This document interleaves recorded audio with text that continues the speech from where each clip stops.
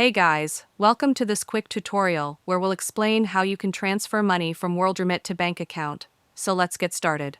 To send money from Worldremit directly to someone's bank account, the process is simple and quick.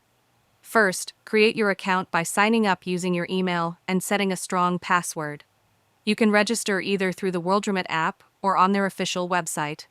Once you're logged in, tap the Send button to begin your transfer. Select the country you're sending money to, then enter the amount you'd like to send. You'll also need to choose Bank Deposit as the receive method. Before you continue, Worldremit will show you the transfer fees and exchange rate up front, so you'll know exactly what your recipient will receive.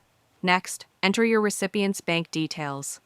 These will vary depending on the country, but generally include their full name, bank name, account number, and sometimes the branch code or SwiftBIC code. Make sure all information is correct to avoid delays or failed transfers. Once the receiver's details are in, continue to the payment screen where you can pay securely using a debit card, credit card, or bank account. After completing the payment, you'll get a confirmation, and your money will be on its way, often delivered within minutes or just a few hours, depending on the country and bank processing times.